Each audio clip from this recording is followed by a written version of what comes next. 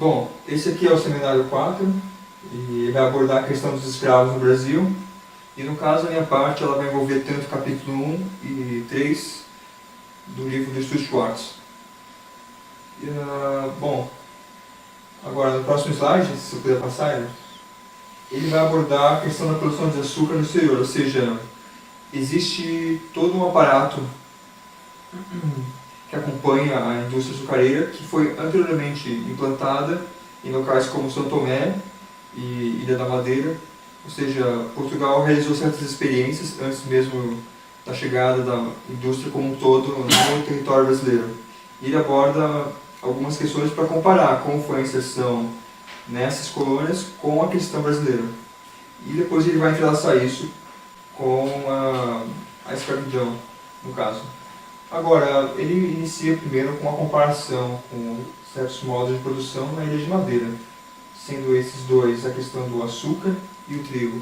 No caso, o trigo, ele analisa e ele apresenta uma mão de obra, em sua maioria sendo toda ela livre, enquanto no açúcar ela era, em sua maioria, composta também por escravos. Logo, existe uma competição por mercado e ele acaba concluindo que o açúcar ele se sobrepõe ao trigo justamente pelo fato do capital financeiro internacional estar envolvido no custeio da formação de engenhos, dos grandes engenhos da cana e do açúcar nessas colônias. Logo, ele tenta traçar o perfil desses chefes de engenho, que em sua maioria, alguns detinham títulos de nobreza, outros eram só empresários que possuíam, vamos dizer assim, ligações com genoveses ou outras formas de detentores do capital que estavam dispostos a investir, justamente porque isso é todo um aparato econômico que crescia de maneira desenfreada. Também ele cita a localização estratégica de São Tomé para o tráfico negreiro, ou seja, o tráfico negreiro acompanha a evolução do comércio ou da produção açucareira. Isso ele quer dispor, e logo que isso chegar ao Brasil, isso vai ser disposto de uma maneira parecida ou não com a questão da Ilha da Madeira e a questão de São Tomé. Ou seja, por exemplo, em São Tomé existiu uma tentativa de inserção dos escravos que ali vinham na sociedade, ou seja, eles poderiam ganhar títulos e até mesmo se casar com mulheres brancas que eram, por exemplo, trazidas do continente europeu, mas elas possuíam alguma forma de realizaram alguma coisa fora da lei, ou seja, não eram pessoas completamente dentro, eram pessoas marginalizadas. Só que essa tentativa de inserção dos escravos na sociedade gerou uma anarquia política, pelo menos isso de acordo com o Stuart Schwartz. E é um exemplo interessante que ele cita para associar então a produção de açúcar à questão do escravismo. No próximo slide, então, ele vai agora entrar mais na questão da relação entre a indústria do açúcar e o comércio escravista.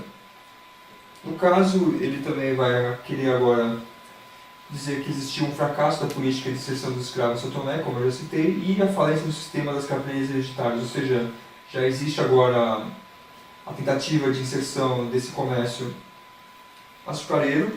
Ele não gera inicialmente frutos que sejam rentáveis a Portugal. Portugal percebe que necessita uma maior centralização desse comércio, porque ele era completamente descentralizado e existia muito atrito com os povos originários, justamente porque eles eram utilizados anteriormente ao comércio escravista, e logo depois existe uma maior necessidade da vinda dos escravos por uma questão prática, em razão dos índios não aceitarem trabalhar em certas funções. Bom, no mapa, então, justamente para ilustrar o que o autor tenta citar no texto, ele se atém mais às questões ligadas a Pernambuco e a Bahia, justamente porque são essas duas capitanias que demonstram uma maior efetividade do que seria planejado pelos portugueses quando todas as capitanias foram formuladas, sendo que a Bahia ela é o centro da produção açucareira no Brasil. No próximo slide, ele vai justamente citar isso das capitanias e suas problemáticas e também agora lembrando da questão que existiu justamente uma política de transferência de técnicas vindas de Portugal e justamente essa política que foi implantada em Pernambuco e na Bahia, ela possibilitou que toda uma técnica já vinda tanto das colônias como em Portugal fossem aplicadas, ou seja, isso já indica uma melhora da mão de obra, que vamos dizer assim, já viria de uma certa maneira especializada ao que deveria ser feito. E também, justamente frente a essas problemáticas, a coroa ela percebe que existe uma necessidade de uma maior centralização da produção açucareira e justamente um controle maior pela coroa. Lembrando que a maioria dos chefes de engenho, nem todos eram em sua parte nobres, muitos deles eram simplesmente empresários, dos quais dependiam do capital estrangeiro para que se fosse feito um investimento inicial na construção desses engenhos. E, ou seja, muitos deles, que vamos dizer assim, houve de certa maneira ou ocorreu uma ascensão de classe, mas toda essa representação ela demonstra então o início do que seria a base social brasileira e que conforme os anos passam ela vai tender a se estratificar, justamente vai ocorrer também a miscigenação entre outras questões que serão abordadas também pelo autor, que é justamente pela vinda de culturas africanas ao Brasil, e isso eu vou abordar no próximo slide. Eu esqueci de citar só a capital local, mas isso ele diz também que no Brasil uma questão é que a tendência do porquê Portugal queria centralizar o controle da produção açucareira no Brasil, justamente porque eles precisavam fortalecer o capital local, já que justamente os chefes dos engenhos necessitavam sempre de um capital estrangeiro.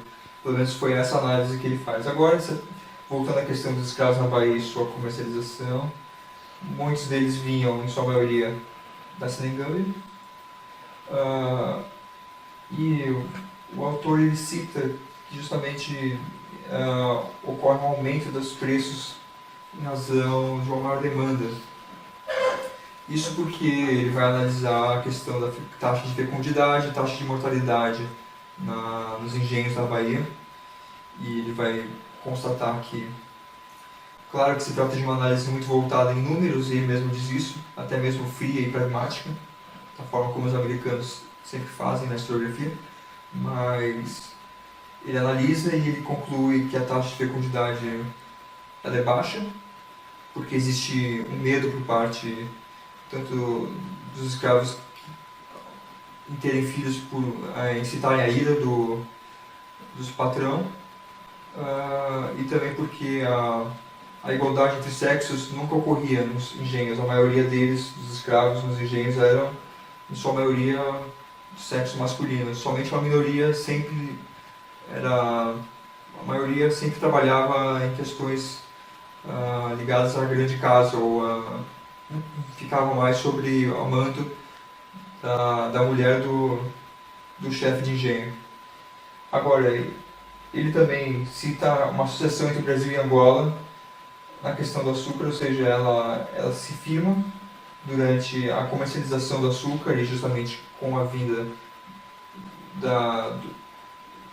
dos escravos, isso se fortalece ainda mais, porque basicamente, como eu já citei, o comércio escravista ele segue a comercialização do açúcar. E vale também lembrar que, no caso da Bahia especificamente, não falando de Portugal, porque o autor simplesmente cita só a questão da Bahia, os baianos, normalmente, aqueles que se envolviam com o comércio escravista, muitas vezes burlavam as diretrizes da coroa somente realizarem transações no que tange a questão dos escravos somente ligadas às colônias de Portugal, eles sempre buscavam também realizar transações com os holandeses via a Costa da Mina. Ou seja, por mais que existisse um atrito com relação aos holandeses que também estavam próximos ao norte do Brasil, no que se chama o Brasil holandês, ali na região do Maranhão, isso não era problema algum na questão dos interesses econômicos. Lembrando também que vamos dizer assim, toda a inserção da produção açucareira no Brasil, ela vinha também justamente porque a campanha do bandeirante Martim Afonso de Souza ao longo da costa possibilitou todo um desbravamento e, de certa maneira, expulsão de franceses e holandeses das regiões costeiras até onde foi possível. Então, os proprietários dos engenhos não se atentavam às questões bélicas, eles tinham interesses voltados à economia, não à política. Pelo menos foi essa a minha análise do texto. Agora, no próximo mapa, o mapa está no próximo slide. A cultura africana nos engenhos baianos, ele vai agora citar, ou seja, que vindo com toda essa massa de, vamos dizer assim, de trabalhadores que irão ficar nos engenhos, existe também uma tradição, em sua maioria essa tradição é composta pelo povo Yorubá, como a quinguilha, entre outras ações culturais ou tradições que eles, de certa maneira, poderiam realizar ou não. Isso dependia muito do chefe de engenho. Justamente porque essa permissão ela era feita com o interesse do chefe de engenho em controlar os escravos, ou seja, a partir de uma política, vamos dizer assim, apaziguadora, em que você não suprimia por completo a identidade do escravo e, da mesma forma, você impedia alguma forma de revolta. Lembrando que a maioria das revoltas eram feitas normalmente pelos malês ou por formas mais organizadas, vindos da África Ocidental do que mais da África Oriental ou de outras regiões da costa africana. Também ele cita a questão da introdução de uma variedade de povos africanos, que não só seria o povo Yorubá, mas ele é o que mais se sobrepõe em números. E lembrando também que existe uma desigualdade de pardos e negros na questão do Brasil como um todo, ou seja, existe uma maioria de pardos no Brasil, mas em Portugal, não, na Bahia no caso, ela é uma minoria. Bom, esse mapa que eu introduzi, ele busca justamente ilustrar somente a questão das zonas de influência, tanto portuguesa como francesa e também holandesa, ou seja, holandeses mais ao norte, os franceses inicialmente no Rio de Janeiro e Portugal ao longo da costa, justamente a partir da campanha do bandeirante Martim Afonso de Souza existe uma expulsão, ou uma tentativa de expulsão da maioria dos holandeses e dos franceses da costa, e isso já possibilita a introdução do mercado açucareiro no Brasil. Lembrando também que ele demonstra onde ficam as rotas de entrada do comércio escravista, ou seja, tanto pelo via Rio de Janeiro, de acordo com ele, é claro, existem controvérsias, e também pela via próxima ao Maranhão, via São Luís, ou seja. Agora, no próximo mapa, próximo slide, eu só simplesmente vou reiterar o que eu já citei na apresentação, a questão da situação dos escravos dos engenhos baianos, que a população era elevada, uma maior desproporção dos sexos ocorria nos engenhos de açúcar, se comparado com as fazendas de cana, porque nas de açúcar exigia um trabalho, vamos dizer assim, mais especializado, enquanto na fazenda de cana ele era um trabalho bruto, pesado, enquanto um era refinamento e o outro era de extração. a baixa taxa de fecundidade ocorria tanto devido à alta taxa de mortalidade, como o medo por parte dos escravos em terem filhos frente à possível represália que eles poderiam sofrer dos chefes de engenho. Eu vou dar continuidade ao que o Gabriel já começou, ao trabalho, né? E durante a parte do Gabriel, ele disse que ele trabalhou a chegada da escravidão, ele trabalhou a chegada da cana-de-açúcar no Brasil, e eu, trabalhando o texto da autora Mari Karash, eu vou trabalhar a vida dos escravos no Rio de Janeiro, e a autora ela aborda uma perspectiva um pouco diferente do Stuart Ward. Por quê? O Stuart ele vai trabalhar a chegada da escravidão, como o Gabriel falou. Já a Karash, ela vai trabalhar um pouco diferente, ela vai trabalhar a chegada do escravo no Rio de Janeiro. Bem, é interessante que ela, nesse trabalho, ela vem e ela quebra um pouco um conceito que se tem, que seria que os escravos eles são todos iguais. Ela vai tentar desfazer esse conceito que já tem construído, que os africanos eles são, os escravos eles são iguais, os africanos são iguais. E para isso, ela vai trabalhar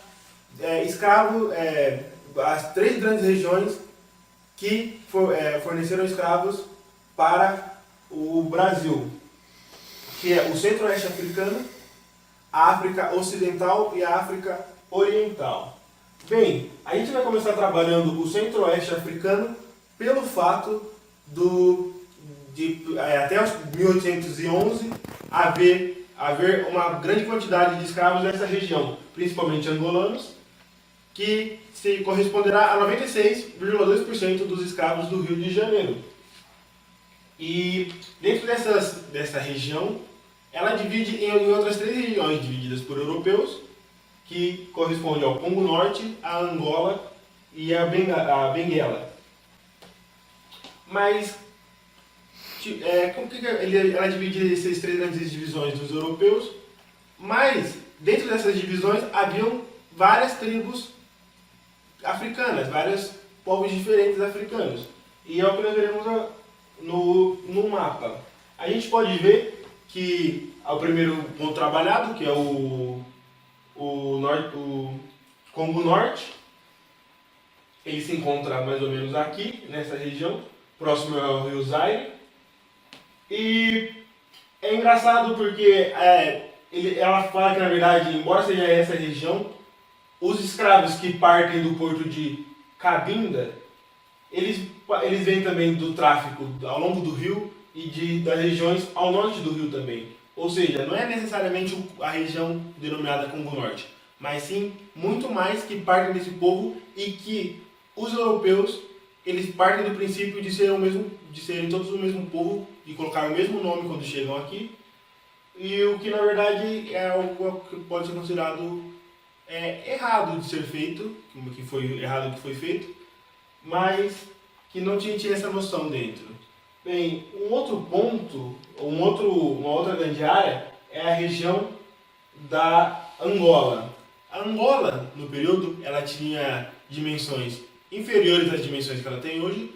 Ela se resumia praticamente a Luanda. Então, não é possível ver a Angola do tamanho que ela é hoje no período. Ela era muito menor, tanto que atualmente a região da Benguela faz parte da Angola, mas na época era um porto e uma região distante, uma região que tinha a sua própria, o seu próprio tráfico de escravos. É interessante um exemplo dessa percepção, que é dado o título de angolano a todos, ou pelo menos a maioria dos escravos dessa região. Porém, existem 2 tribos que acabam se destacando e sendo, de certo ponto, até opostos dentro dessa mesma região. Que uma é a tribo dos Caçanjas, são nomes um pouco complicados, mas que, por ser um tema que não é tão comum, acaba sendo difícil mesmo. Mas voltando, é a tribo dos Caçanjas, que em si eles tinham uma dificuldade muito grande com o português, então eles acabavam não tendo uma pronúncia muito boa, e era motivo de chacota entre os senhores, que para denigrir eles acabavam brincando com o seu jeito de pronunciar o português.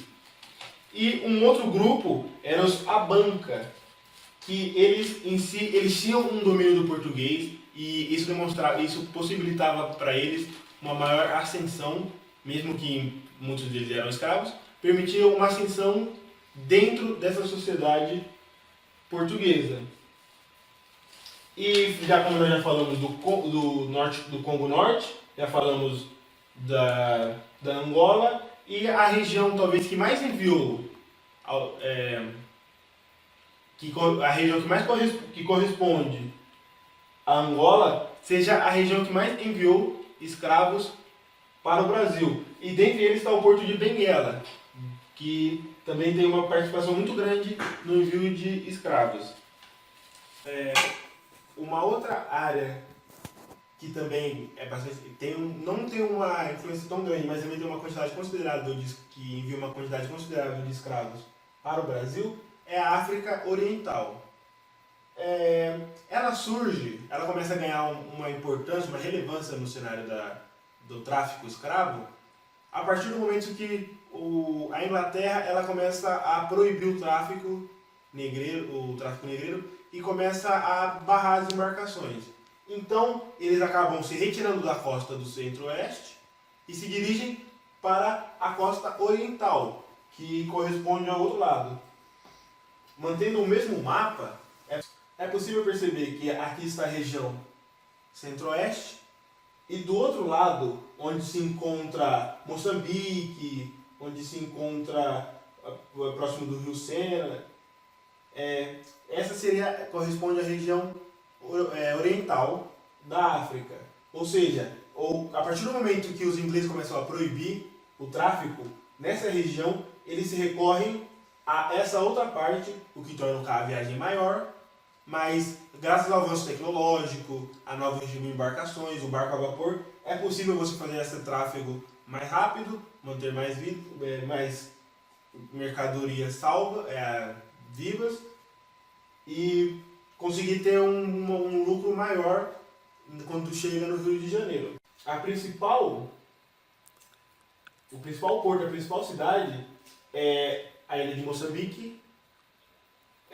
Entretanto, quando o caminho estava obstruído, havia outros locais que acabavam sendo recorridos, como por exemplo o porto de Quelimane e o porto de Inhambané. Uma outra região trabalhada pela autora é a África Ocidental. Ela não tem muita relevância no comércio internacional, o que nos permite observar que, na verdade, poucos escravos vinham diretamente da costa ocidental da África para o Brasil, algo em torno de 2% do tráfico que chegava, na verdade, no Rio de Janeiro. Entretanto, a maior parte da população desse povo vinha da região do Nordeste, da Bahia, para o Sul-Sudeste. É curioso que todo o povo que vinha do Nordeste, o pessoal do Rio de Janeiro, colocava o nome de Minas. Então, isso fazia com que esse povo tivesse uma repercussão muito grande. Uma área muito grande assim, de contato social. Os Minas em si, que vinham da África, eles eram ótimos, excelentes escravos para os senhores da época, pois eles eram letrados, eram muito inteligentes. Entretanto, eles não se gostavam muito dele como escravos, porque eles estavam sempre trazendo consigo a possibilidade da revolta, de morte do senhor e até mesmo suicídio. Um caso muito comum é a revolta dos malês, que é realizada pelos Minas. Os Yorubás, eles também são denominados como Minas Nagô,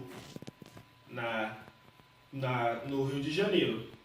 Dom Obá II, que será um caso específico que será analisado mais para frente, ele é de descendência iorubá e seu pai ele veio como escravo após ser preso em conflitos que houveram lá no território dos iorubás na África. Bem, para concluir o que a autora tentou passar para a gente no capítulo do livro, é importante trazer o que eu intitulei como A Diferença entre os Negros no Rio de Janeiro do século XIX, que vai abordar simplesmente, por exemplo, se a gente trabalhou a perspectiva dos negros na África, a gente vai trabalhar também a perspectiva do negro, do escravo, no Brasil. Por exemplo, esse primeiro ponto, diferenciação entre escravos brasileiros e africanos pelos senhores.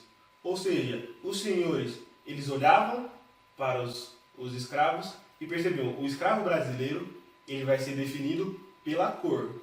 Ou seja, ele é pardo, ele é crioulo, e o escravo africano, ele vai ser definido pelo local que ele veio. Ele vai ser angolano, ele vai ser moçambicano,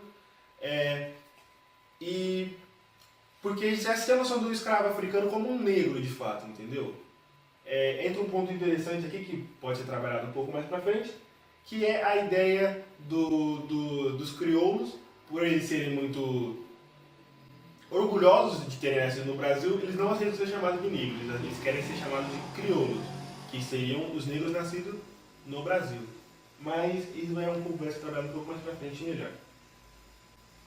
Bem, ao longo do que a autora trabalhou, ela vai dizer que chega ao ponto de se ter a noção da cor do escravo como a nação, e não necessariamente a nacionalidade como ocorre com os escravos africanos. E nisso ela fica muito clara quando ela declara as nações brasileiras como 3 cores principais, que são os crioulos, os pardos, ou a crioula, a parda e a cabra, a cor cabra, que é um pouco trabalhado melhor mais pra frente também, que pode deixar um pouco de dúvida no momento. Os crioulos, eles são os negros nascidos no Brasil, simplesmente. Eles são negros nascidos no Brasil, que têm uma certa semelhança com os africanos. Mas o fato de terem nascido no Brasil faz com que eles tenham um certo patriotismo, entre aspas, e eles não gostam de ser chamados de negros, porque isso remete aos que vêm da África, e eles acham isso como um termo pejorativo. Os pardos em si, eles são um pouco diferentes, porque o pardo ele é a mistura do africano com o europeu. Essa mistura acaba dando o pardo, e por esse motivo, os pardos eles se veem como superiores, eles se veem próximos dos brancos, e isso faz com que eles desmereçam os negros, de fato, e os crioulos, para que eles, pelo fato de eles apenas se sentirem mais próximos dos brancos, ou, de certa forma, menos misturados do que os demais. E a cor cabra, ela é um pouco à parte, existem algumas definições, mas a principal é uma mistura que não consegue se definir de onde vem, o que acontece, quantas misturas ocorrem, de fato. Ou seja, é uma mistura indeterminada, ela é indefinida, o que acaba sendo como um termo pejorativo. Diferente dos crioulos e dos pardos, o termo cabra é totalmente pejorativo, não se tem nada de positivo no termo cabra. E geralmente ele é dado para os escravos com uma menor moral perante a sociedade. As nações africanas no Rio. Nesse caso a gente falou das nações brasileiras, então teremos que tratar também as nações africanas. Os negros e os costumes brasileiros. É interessante porque os negros, que eles conseguiam absorver os costumes brasileiros, eles eram chamados de, como aparece aqui embaixo, de ladino. Ou seja, eles mesmo sendo novos, sendo recentes, eles conseguiram absorver melhor essa cultura e por isso são chamados de ladino. Os negros novos são os que chegaram recentemente, e os negros boçais ou buçal são em si os negros que estão há muito tempo mas eles não conseguiram adquirir as características dos homens brancos civilizados, entre aspas novamente, porque isso é um pouco complicado. Então, as nações negras acabam tendo também essas divisões dentro da comunidade, da sociedade brasileira desse período do século XIX.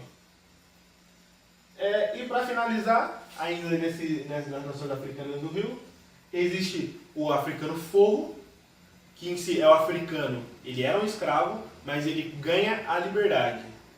E existe o africano liberto, que não era algo incomum, como a autora diz no texto, que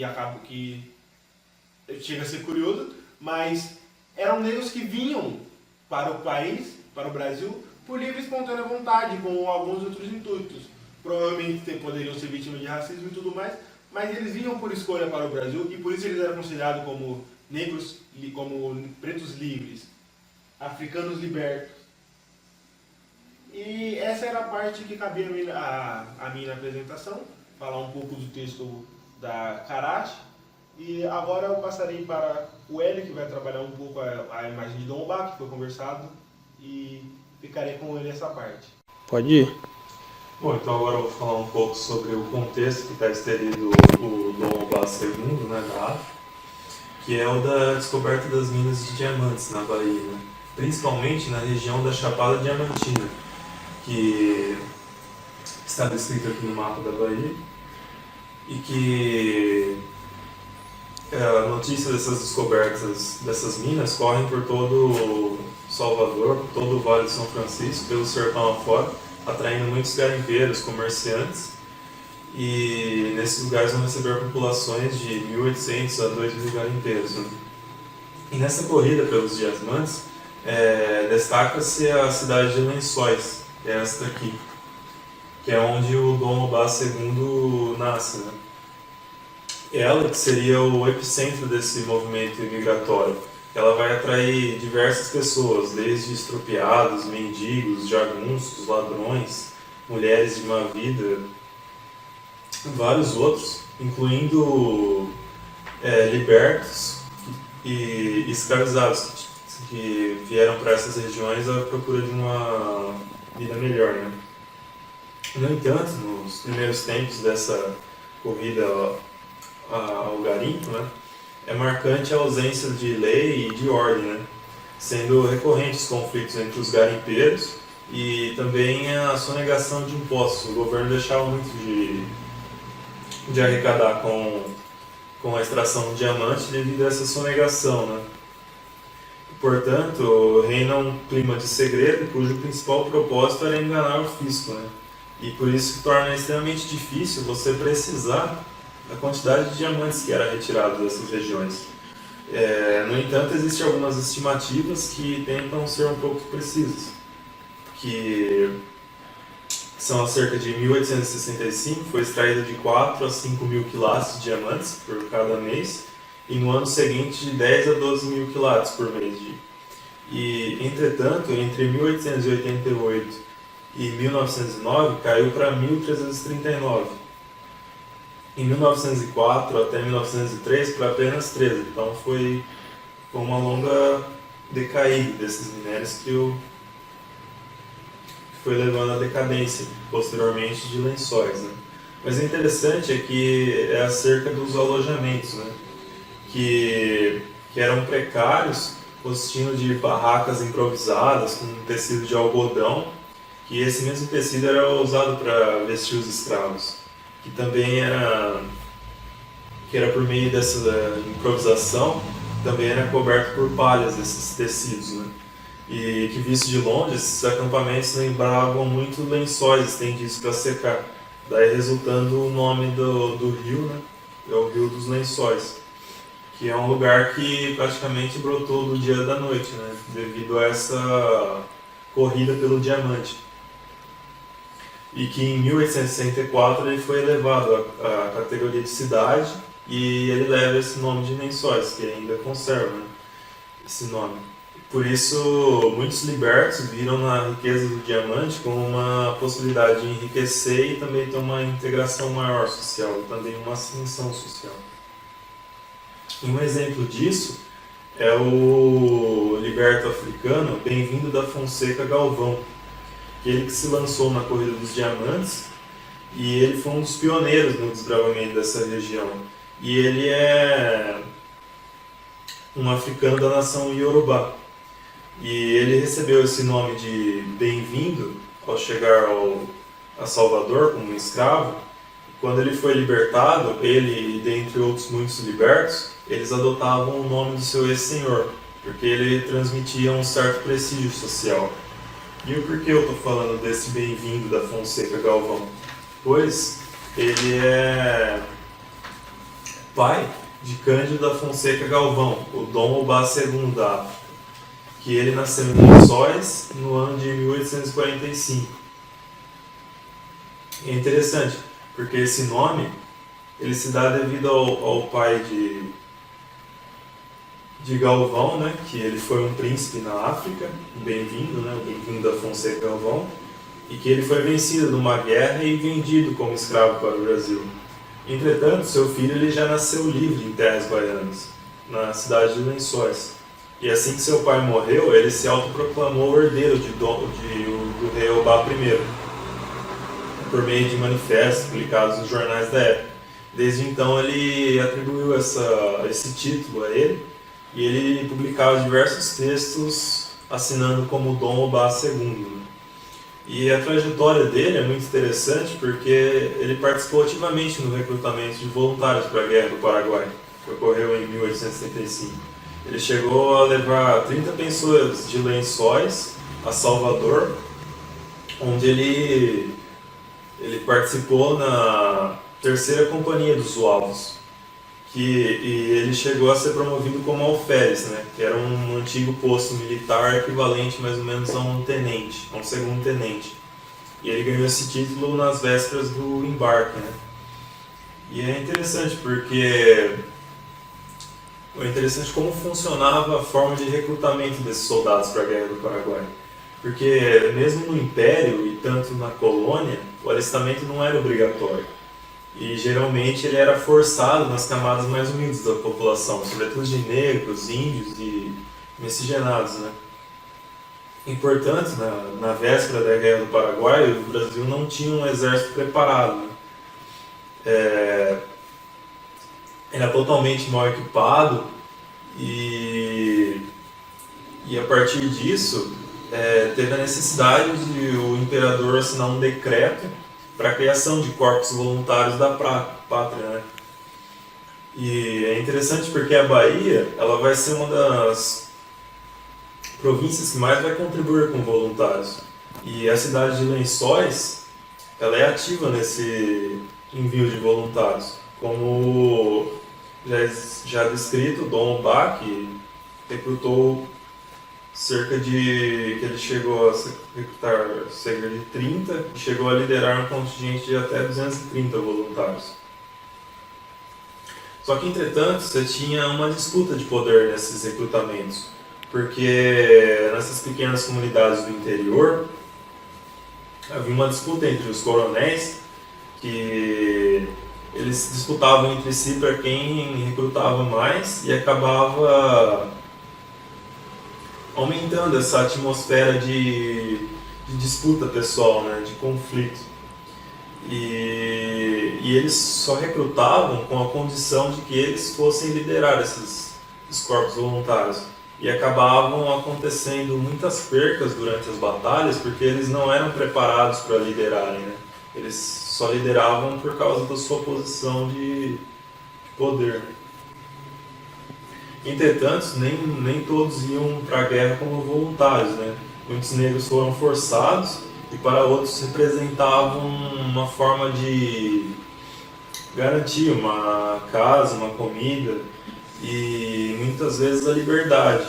E outros viam no exército uma via de integração à sociedade, né? Uma tentativa de alcançar uma posição social. E é interessante porque as capitanias nas capitais da Bahia e de Pernambuco, houve uma criação vasta de companhias de homens negros, né? E entre elas temos as zuavos, os coraças e sapadores, né? elas foram organizadas de 1865 a 67, né? E mais de 1.000 homens marcharam para a guerra usando fardas distintas e identificando-se como defensores negros do Império, né? E dentre essas, é interessante a companhia organizada pelo Quirino Antônio do Espírito Santo, que é este aqui na imagem, que ele se ofereceu em 26 de janeiro de 1865 para criar esse corpo de voluntários, de cidadãos crioulos, que ele tomou o nome de Zouavos Baianos. E é interessante porque eu estou falando dele, porque o Dom Obá, ele assentou nessa praça na terceira companhia dos Zouavos. E é muito relevante falar sobre ela, porque a Guerra do Paraguai, como um todo, foi um primeiro tipo de comoção nacional, sendo que a liderança dessas companhias Zouavos remontavam tanto à independência como também na época colonial, pois ele lembrava uma tradição mais antiga que tinha a milícia negra, né? Sendo que eles invocavam constantemente a figura de Henrique Dias, que era um homem negro que liderava uma tropa de negros livres na luta contra os portugueses, os holandeses, né, em Pernambuco.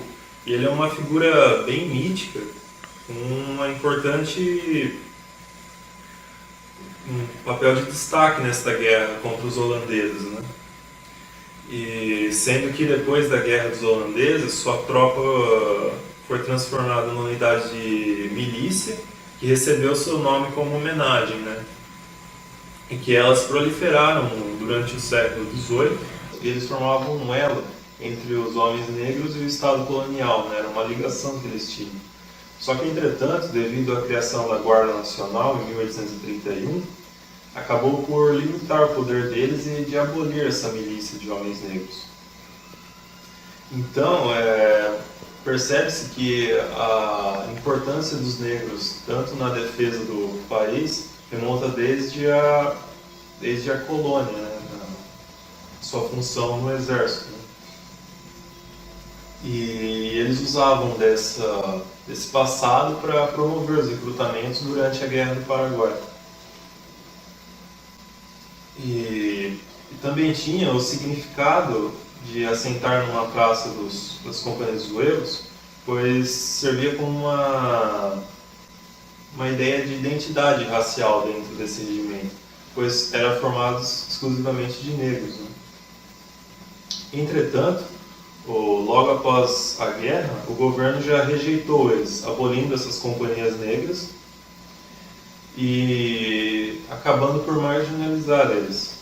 E após a guerra havia muito pouco espaço para eles exigirem a cidadania e os seus direitos, né? Permanecendo assim marginalizados pela sociedade. Portanto, aqui é interessante na imagem, para você ter uma tabela da Companhia dos Zouavos, o número de praças e de tenentes, e é interessante o total de praças, né, de soldados, que é em torno de 635. Né? E agora eu vou falar um pouco sobre o fim da hegemonia de Lençóis, que é de onde vem o Dom Obá II, né? Que logo após, na década de 1860, os diamantes já tornam cada vez mais escassos e seu preço decai devido à concorrência com o mercado mundial, né? Fazendo com que os proprietários abandonassem essas minas e se dirigissem mais ao sul da província. Portanto, é interessante a conclusão de Afrânio Peixoto, que ele fala que a Lençóis escravista era apenas um microcosmo de um todo maior, sempre em crise e nunca precavido, chamado Brasil. É uma conclusão interessante, pois fala sobre a crise e o modo de ela nunca ser superada, né? E é interessante falar também sobre como os ex-Zouavos foi difícil a volta à vida civil, né? Muitos deles se juntaram ao Dom Obá II na imigração baiana para o Rio de Janeiro. E como a maioria deles se reintegraram à população livre, pobre de cor, da qual a maioria deles tinham sido recrutados, né? Então eles não conseguiram uma posição social, nem uma integração social que eles tanto queriam. Falar sobre sobre a vida do Dom Obá durante o período do segundo reinado no Brasil, no Rio de Janeiro, principalmente na capital do Rio de Janeiro. Vou falar um pouco sobre a vida na capital, tanto econômica quanto na parte social, e as dificuldades que a cidade enfrentava com relação às desigualdades que a população vivenciava. E apesar de ser um locus privilegiado, pelo menos é assim que é colocado no texto, a capital era considerado um locus privilegiado com relação ao restante do país, pois abrigava a corte, mas ao mesmo tempo ela enfrentava diversos problemas. Eu vou começar falando sobre eles. A respeito das condições de trabalho dentro da capital. As condições de trabalho, como eu coloquei aqui no slide, eram extremamente difíceis para a maioria da população. Por quê? A maioria da população que vivia no Rio de Janeiro entre as décadas de 1850, aqui no caso, 1860, mas isso vai perdurar até o segundo reinado, até o final do segundo reinado, a maior parte dessa população era composta ou de escravos libertos ou de escravos fugidos, ou seja, a maior parte era negra. E, por disso, elas não conseguiam empregos nos quais elas fossem bem remuneradas. E como eles somavam mais da metade da população, quem vivia no Rio de Janeiro nessa época encontrava dificuldades. Em consequência já da dificuldade de você sobreviver na cidade, a taxa de mortalidade era muito maior do que a taxa de natalidade durante o segundo reinado. A cidade passou por 2 epidemias de doenças muito graves, e isso é colocado no texto. Além do que, o autor também traz um exemplo. Aqui no caso, eu estou falando agora de entre 1889 e 1891, no qual foram registrados 13.169 nascimentos contra 17.574 mortes. Ou seja, a cidade enfrentava problemas em manter a população saudável e manter essa população com um salário decente, digamos assim, e em consequência disso as pessoas não possuíam qualificação profissional. E outra coisa que influenciava bastante nisso era o fato da educação ser um privilégio de uma minoria. A grande parte da população que tinha acesso à educação, que não era analfabeta, aproximadamente 30%, isso era da elite, era branca, e a população negra ou parda no Rio de Janeiro era quem compunha essa parte analfabeta predominantemente. Daí o autor coloca como exemplo que em 1872, 63,82% da população não sabia ler nem escrever. O Dom Obá, que é o príncipe africano da qual o Hélio falou sobre a biografia dele, ele era alfabetizado, ele era negro, mas era uma exceção. Outra coisa que ele traz no texto, uma colocação que ele traz, é que essas pessoas que não tinham condições de trabalho e tinham dificuldade para se manter, elas permeavam, atuando entre o legal e o ilegal. E a respeito da situação econômica em que vivia a população do Rio de Janeiro, e comparando um pouco a diferença entre a diferença econômica entre os brancos, pardos e negros que viviam na capital, o autor coloca que a maioria da população proveniente de outras províncias que foi para a capital do Rio de Janeiro era composta por homens livres de cor, como é exemplo do Alferes, Cândido da Fonseca Galvão, ou também homens libertos e mesmo antes de 1888, os escravos fugidos.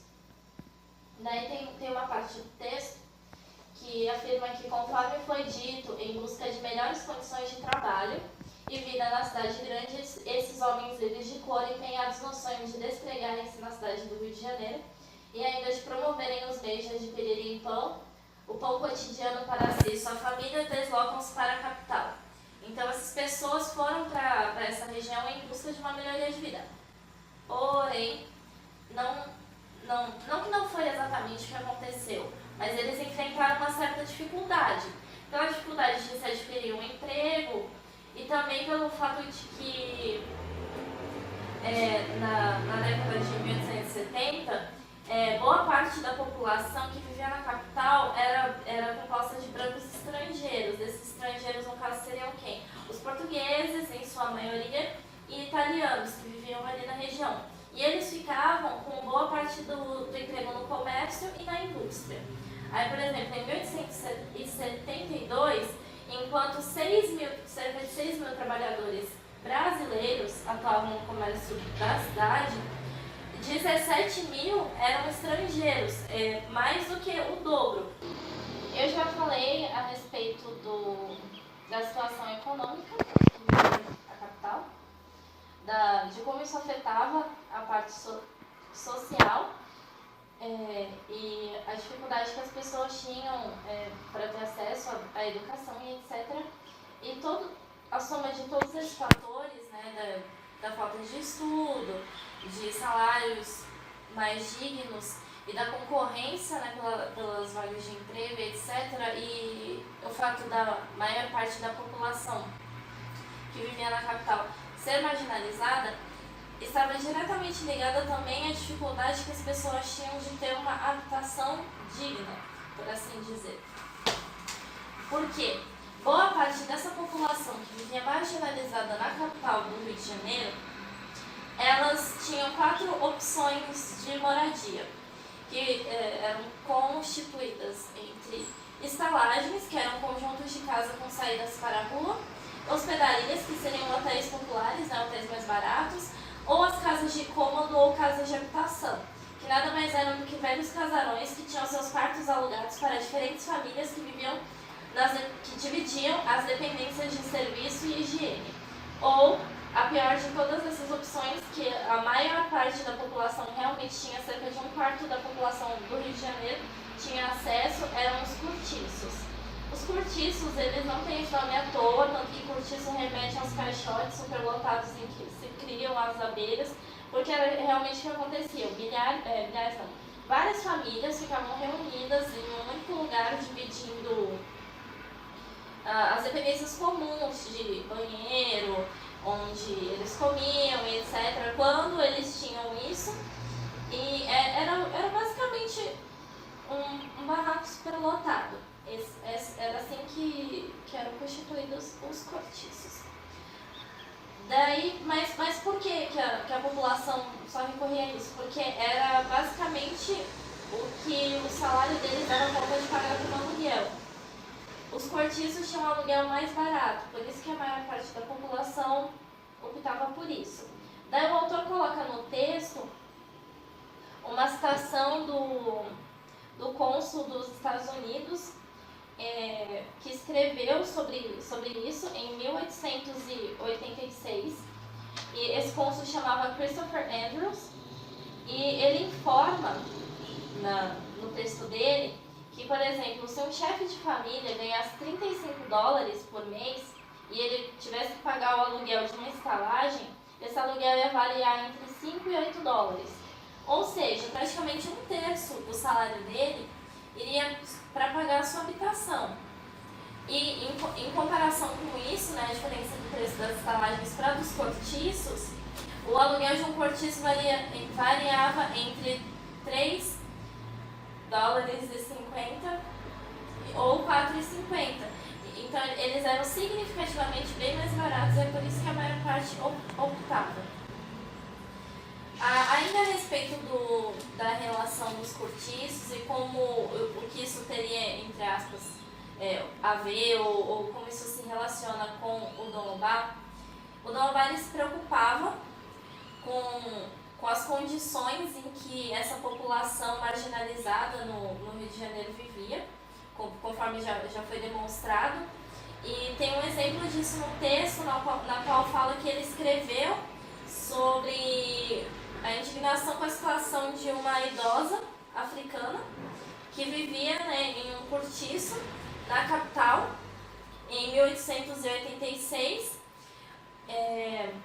na qual essa mulher ela não tinha meios de conseguir uma profissão, um emprego, algo do tipo, e ela coloca a própria filha na prostituição para poder obter alguma coisa para poder pagar o seu aluguel, enfim, para ela poder se manter. E isso demonstra que isso não era um caso isolado, boa parte da população passava pelas mesmas coisas. E conforme foi dito, eles não tinham muitas opções. Eles viviam permeando realmente entre atividades lícitas e ilícitas, porque eles não tinham saída, digamos assim. Por fim, tem um aspecto curioso que o autor coloca no texto, no qual ele fala que tanto as casas de habitação quanto os cortiços, enfim, onde essa população vivia, por ser de maioria ou ex-escravo ou escravo fugido, enfim, de ser predominantemente negra e parda, boa parte das pessoas que viviam nesse lugar, elas seguiam cultos ou rituais afro-brasileiros. E tanto que no texto tem uma citação descrevendo isso, né, uma citação da época do Segundo Reinado, que falava até de certa forma pejorativa que essas casas abrigavam móveis desgastados, abrigavam famílias que ficavam espremidas e etc. Mas eles também se referem a elementos que enfatizam isso, no qual eles falam que os animais que eram criados no lugar, eles serviam tanto para subsistência, ao exemplo da galinha preta, que ela poderia ser tanto para ser consumida, né, como forma de alimentação, como para rituais também, a presença do atabaque e de outros instrumentos que eram usados que são usados, né, por quem segue essa vertente religiosa. E esse é um aspecto curioso, só que isso era visto meio que como um preconceito por quem estava de fora, assim, digamos, dessa situação ou desses locais. Olá, eu sou o Gabriel e eu vou trabalhar um pouco com o texto sobre o Dom Obá II, na verdade. E eu vou iniciar esse trabalho tratando sobre a questão dos alimentos, né? Como que era o alimento da população pobre que vivia no Brasil. Os alimentos, eles são, na grande maioria, importados. E isso porque, após a metade do século XIX, a maior parte da produção agrícola para a subsistência tornou-se de café voltado para exportação. E aqui a gente tem as principais comidas que a população comia, né, naquele período, e onde a maioria delas, né, nesse caso aqui, são importadas. Isso por quê? Porque a produção agrícola no Brasil ela era muito voltada para a exportação, né? Tanto é que havia um predomínio muito grande do café. Aqui, por exemplo, a gente tem o arroz, que na maioria das vezes ele vinha da Inglaterra ou da Índia, e o milho, que era importado dos Estados Unidos ou do Rio do Prata, né? No caso. Os alimentos locais, mas assim, havia alguns tipos de alimentos locais, como por exemplo a laranja, a farinha de trigo e a couve, né? Mas tanto que esse tipo de alimento era produzido para a subsistência deles. Voltando um tópico mais agora para o lado da exportação, a partir de 1880, né, já no final da monarquia, as exportações de café e açúcar elas começaram a cair. E esses donos eles precisavam cada vez mais, né, de ter um apoio financeiro para continuar a produzir. Principalmente após a abolição da escravatura, né? Era como se eles precisavam da ajuda, né, do próprio Estado para poder continuar nessa produção de café. Bom, devido a essas crises, né, financeiras ocorridas durante o fim do período monárquico, principalmente devido aos impostos atribuídos aos produtos importados. E, como mencionei anteriormente, a maior parte da dieta da população ela é composta por alimentos importados. E em momentos de crise, né, costuma-se haver algumas revoltas, como por exemplo a revolta que vou citar agora, a revolta do Vintém. E tanto que nessa revolta, o estopim dela mesmo foi um aumento de 10% nas passagens do bonde, né? E o que gerou uma reação da população, que começou a atacar fogo e virar os bondes, né? Isso contudo com o apoio de alguns jornalistas, né, que davam uma base para o movimento. Pelo menos até esse movimento ser reprimido, né? Então ele funcionou durante um tempo, mas logo ele foi reprimido. O Dom Obá II, ele participou dessa rebelião, defendendo, no caso, a monarquia. Após a revolta do Vintém, ainda houve alguns aumentos na taxa de impostos e a África Pequena, né, que é uma região do Rio de Janeiro em que viviam os negros. Foi um dos que mais sofreram, né, com esses impostos, né? Tanto que o alimento, né, ele se tornou insuportavelmente caro. Tanto é que Dom Obá II, né, ele faz duras críticas aos governantes que viviam no luxo, enquanto os negros viviam na miséria.